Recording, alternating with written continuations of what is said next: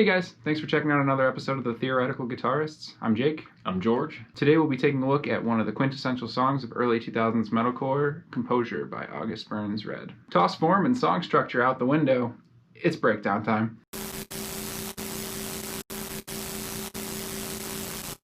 Let's start off by getting in tune. For this song, August Burns Red plays in drop C, which starting from your low string is C, G, C, F, A, D. Composure remains in C minor throughout and is actually quite simple. Where this song really becomes interesting is in its rhythmic structure and its general lack of song structure and its inability to decide which tempo it wants to be in. Seriously guys, make up your mind what tempo you want to play in. Most of the riffs in Composure hang around 7th position, featuring quick melodic runs chopped up by palm-muted open notes. Let's take a look at the intro riff and how it utilizes hammer-ons and pull-offs in conjunction with chunky palm mutes to create that signature metalcore sound.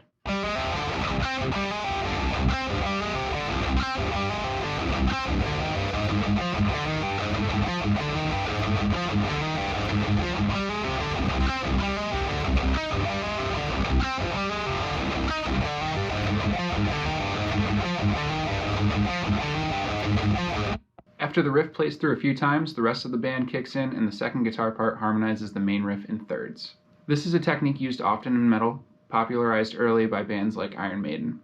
Here's a quick demonstration of the first riff harmonized in thirds.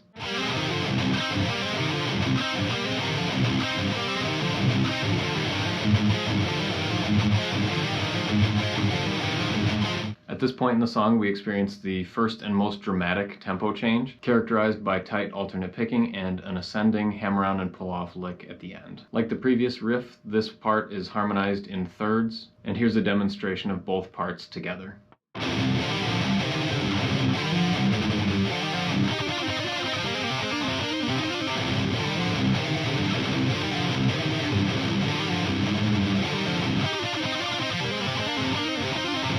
Next up is the first of several breakdowns, which is also the first instance of polymeter within the song.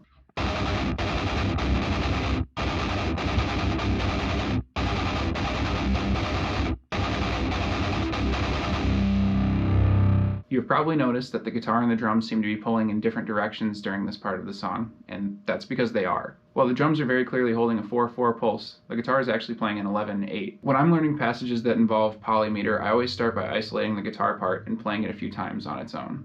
Another tip that might help you internalize this rhythm is taking a look at how the notes are grouped. You'll notice that the pattern starts with a grouping of 5, followed by another grouping of 5, followed by a grouping of 1, followed by another grouping of 5 16th notes.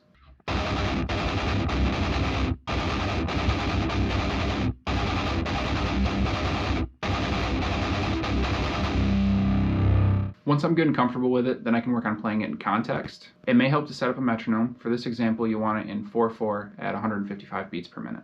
Your brain will definitely fight you at first, but with time and practice, it'll start to feel natural. Polymeter is one of my absolute favorite songwriting techniques. I think the two of us both use it in almost everything. It can be used in so many instances outside of just breakdowns, and I definitely encourage further exploration. Taking a break from complex riffing, the next section opens up with some complex chords and a nice soaring lead.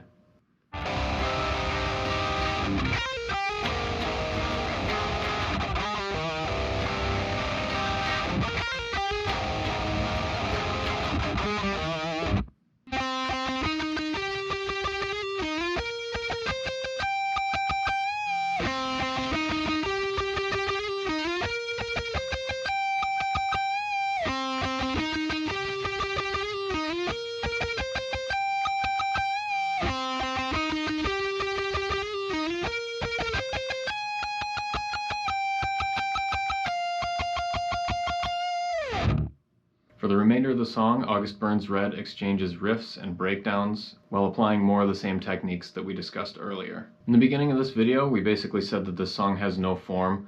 It's essentially one big riff salad with one new riff after another, but it works. It holds together on its own as a cohesive song. It doesn't sound rambling or disjointed, and the reason for that is something called a musical motive or motif. This is something that we've mentioned in other videos, but should actually take some time to unpack it here because it really plays a key role in making this song work, even though it lacks traditional repetition of form. So a musical motive is basically a musical idea in its smallest, most condensed form. Motives can be based on either rhythms or pitches or a combination of the two. And probably the most famous example of a musical motif is from Beethoven's Fifth Symphony. This short musical idea actually became the building block for an entire symphony. So now back to Composure. The main motive that holds this song together and ties each of the different riffs together is this. That's really all it is, and once we start looking for that, we can start to see it everywhere. I've taken the liberty of going through the music for this song and highlighting a number of instances where this short musical idea occurs. As you can see, it really is everywhere, and it might be a fun experiment to listen back on your own and see if you can find any that I missed. This short musical idea is transposed, shifted, and moved all around the fretboard and provides familiarity even when we're hearing what sounds like a totally new riff. When we look at Composure in this way, we really only see two contrasting sections. Sections that contain this idea and breakdown. So whether or not August Burns Red did this intentionally when they were writing this song, it really helps to provide continuity through each new section. And we can use this same idea to create unity within our own music.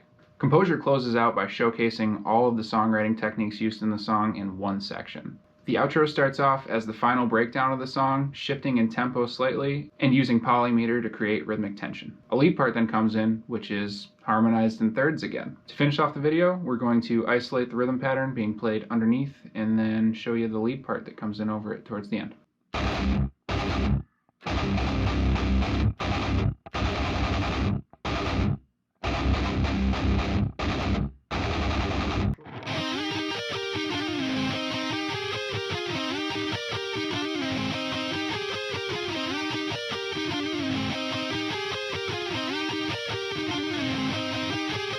Thanks for watching. If you found this informative or just really like tempo changes and breakdowns, make sure you drop a like, subscribe, and hit the bell button so you can stay tuned for any future content we release. See? Toss form and song structure. Fuck shit, I can't say it. God damn it. And then the breakdown sections where, oh my god, the kid is screaming outside.